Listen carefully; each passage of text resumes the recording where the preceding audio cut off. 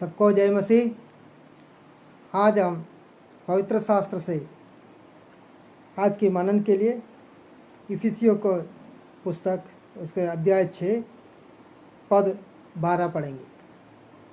क्योंकि हमारा यह मल्ल युद्ध लोहू और मांस से नहीं परंतु प्रधानों से और अधिकारियों से और इस संसार के अंधकार के हाकिमों से और उस दुष्टता की आत्मिक सेनाओं से है जो आकाश में है। यहाँ पर कहा गया है हमारा यह मल्ल युद्ध, हम विश्वासी का जिंदगी एक मल्ल युद्ध है।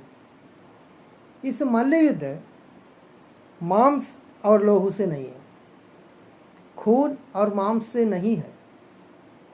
परमेश्वर के वचन में हम देखेंगे तो पुराने नियम में बहुत सारे युद्ध हुए हैं। वो हर एक युद्ध एक व्यक्ति दूसरा व्यक्ति का मांस और लहू के साथ युद्ध कर रहा था, उनका लहू बहा रहा था। परंतु नया नियम में जो युद्ध है एक विश्वासी का, वह लहू बहाने वाला युद्ध नहीं, वह मल्ल युद्ध आत्मिक सेनाओं, अंधकार की शक्तियों, उनके अधिकारियों, उनके प्रधानों मतलब शैतानी शक्तियों से है। हम परमेश्वर के वचन के द्वारा, पवित्र आत्मा के सामर्थ्य के द्वारा, यीशु मसीह के लहू के द्वारा जब शैतान से लड़ते हैं और यीशु मसीह काल्वरी क्रूस पर जो जय लिया शैतान पर, उस जय को हम हासिल करते हैं, उसे आत्मिक युद्ध कहा जाता है।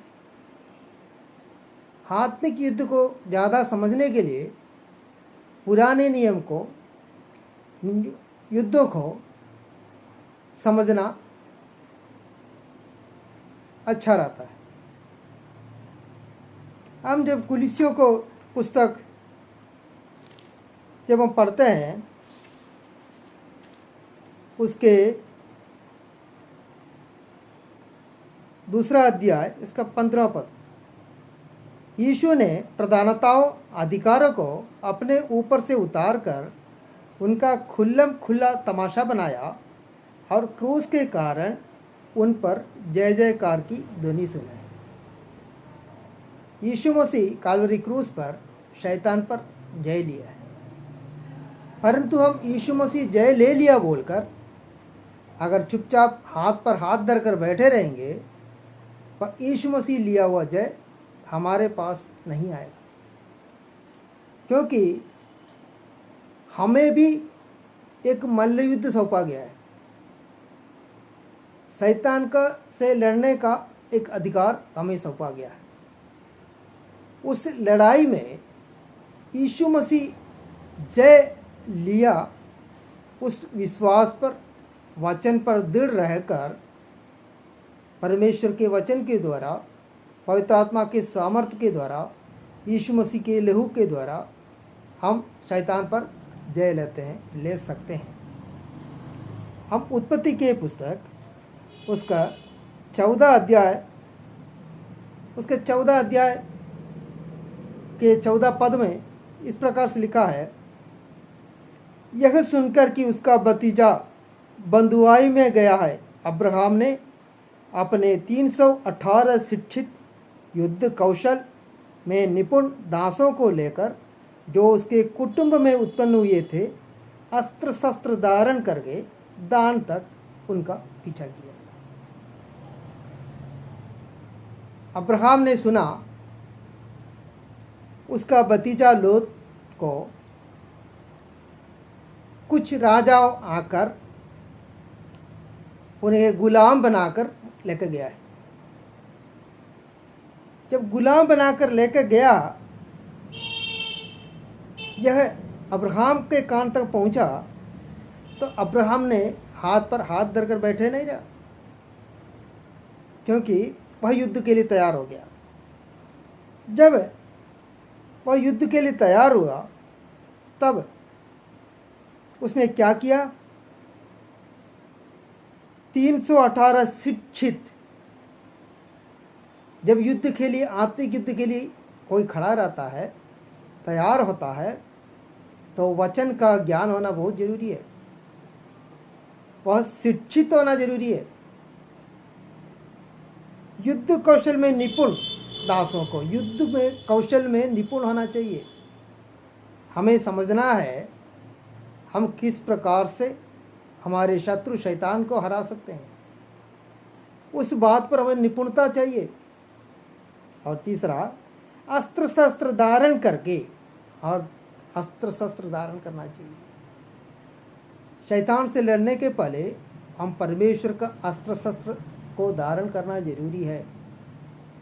परमेश्वर के अस्त्र शस्त्र को हम पहनकर शैतान के खिलाफ वचन में जो बातें लिखा है उस वचन को हमारे मुंह में लेकर, उस दोधारी तलवार को लेकर शैतान के खिलाफ पवित्र आत्मा के सामर्थ्य के साथ युद्ध करना है।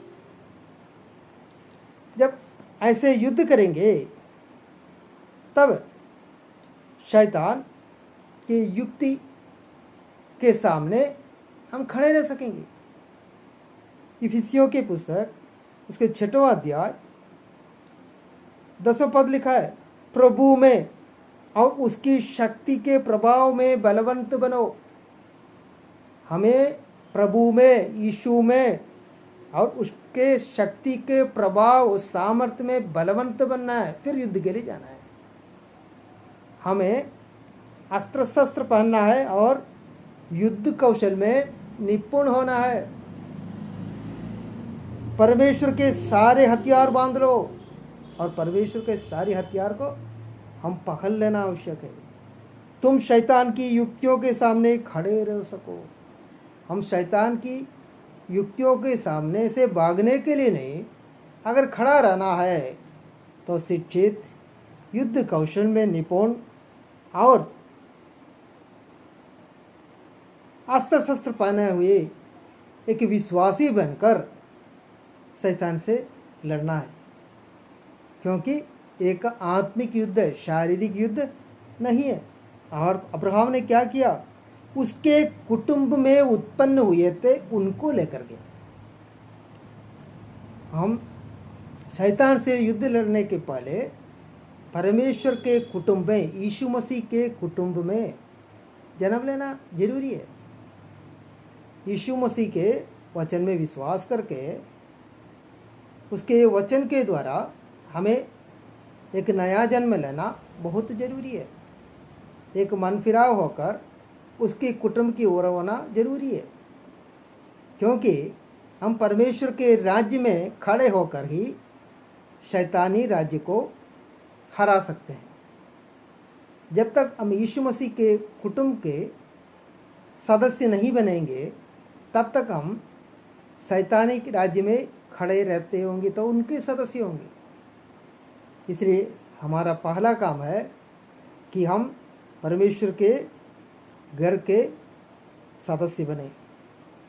और क्या किया, 15 पद लिखा है, अपने दासों के अलग अलग दल बांधकर रात को उन पर चढ़ाई करके, रात को उन पर चढ़ाई करके, रात अंधकार की शक्तियों को दिखाता है, पाप की शक्तियों को दिखाता है। और अंधकार का शक्ति हट जाने दो, फिर उनको बचा लेंगे, नहीं सोचा। हमारे भाई बहन, कुटुंबी, परिवार के सदस्य जो मसीह को नहीं जानते, जो उद्धार नहीं पाए, जो अंधकार से लिपटे हुए हैं, शैतान उनको बंधुआई में लेकर गया। जब हमें समझ में आता है तब हमारा काम है उसी रात को, उसके लिए 1 साल बाद, 10 साल बाद इंतजार नहीं करना है, उसी रात को उसी समय घुटने में बैठ जाना है, एक आत्मिक लड़ाई के लिए तैयार हो जाना है, अस्त्र शस्त्र पहन लेना है और युद्ध करना शुरू कर देना है। कैसे युद्ध करें? यीशु के लहू से पहले अपने आप को सुरक्षित बनाना है। उस मेमने के लहू जो हमें सुरक्षा देता है। और भजन संहिता 144 का पहला पद,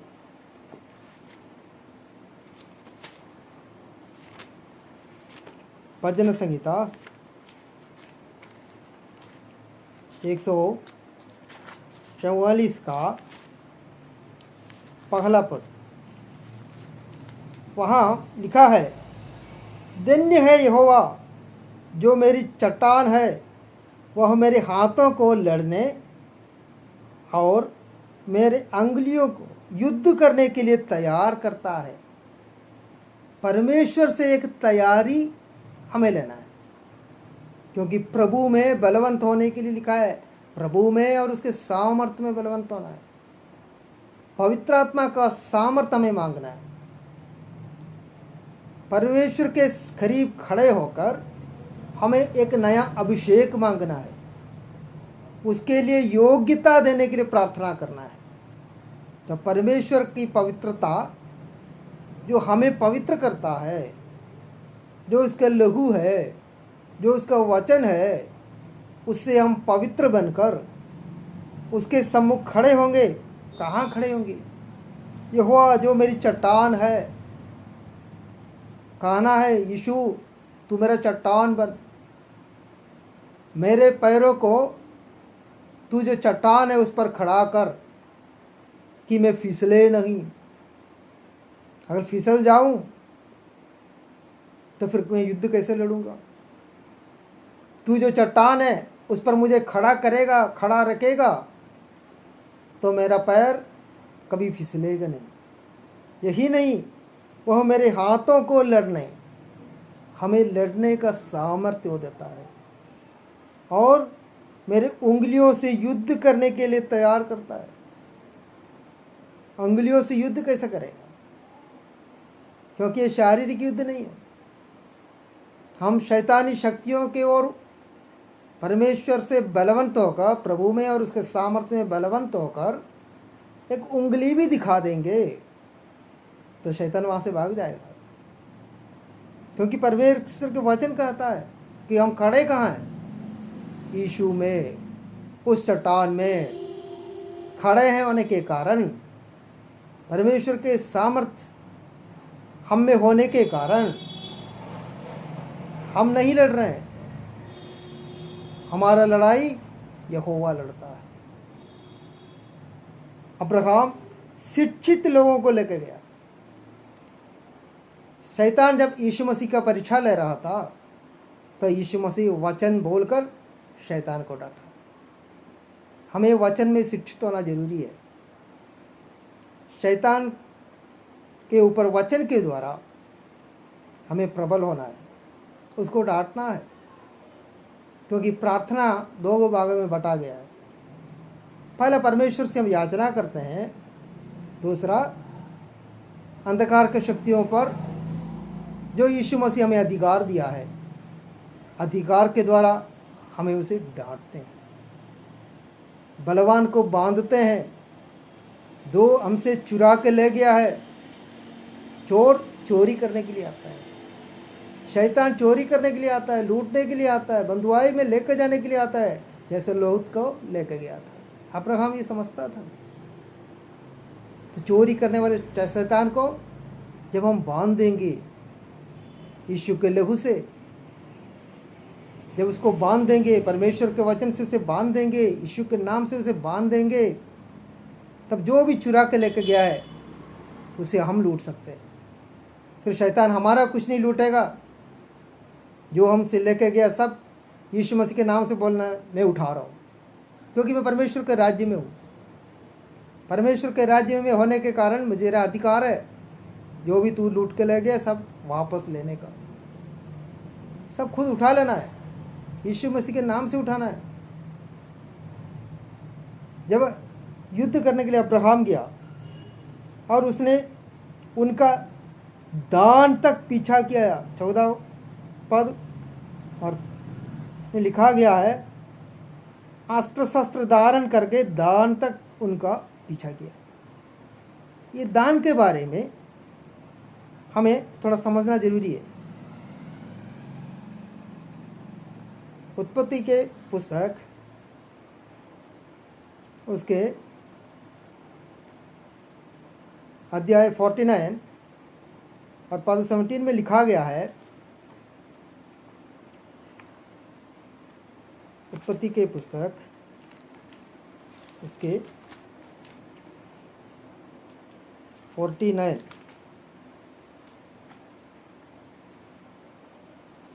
17 पद में लिखा गया है,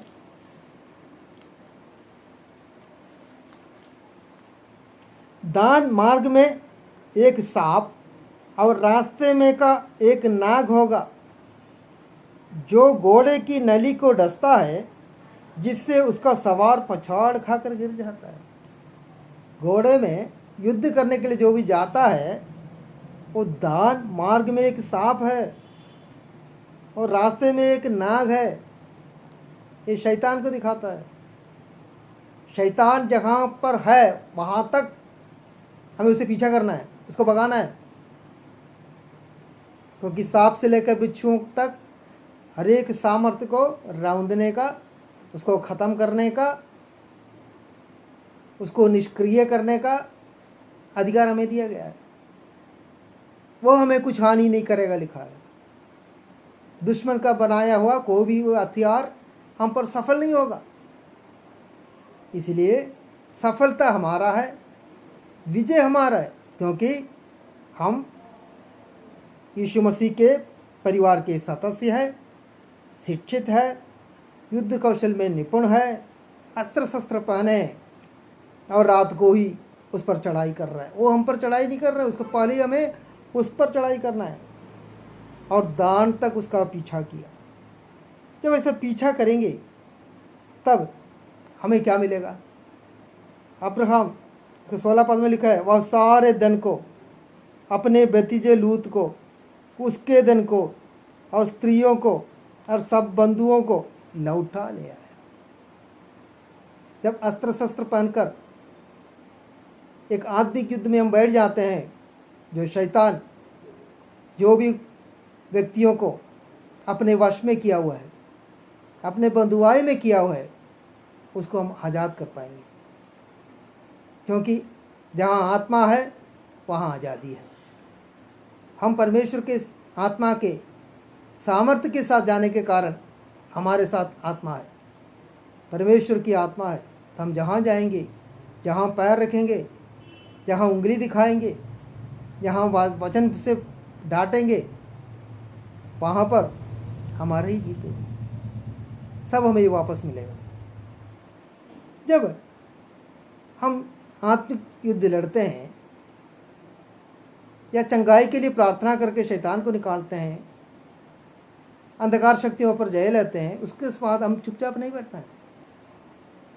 जब हम जय ले लेते हैं तब दो शक्तियाँ हमारे पास आने लगता है। 18वां पद में लिखा है, तब शालेम का राजा मल्कीसदेक, जो परम प्रधान ईश्वर का याजक था, रोटी और दाक मधु ले आया। इसी के बारे में इब्रानियों की पुस्तक 7 के पहला पद में भी लिखा गया है। यह मल्कीसदेक शालोम का राजा और परम प्रधान परमेश्वर का याजक सर्वदा याजक बना रहता है। जब इब्राहिम राजाओं को मारकर लौटा जाता था तो इसी ने उससे भेंट करके उसे आशीष दी। जब हम शैतान पर जीत लेता है, जो यीशु मसीह का प्रतिरूप मल्कीसदेक यहाँ बताया गया है, मतलब यीशु मसीह हमें आशीष देने के लिए आ जाता है और हमारे पास रोटी और दाखमधु लेकर आता है। हम प्रभुभोज लेते हैं तो रोटी और दाखरस लेते हैं।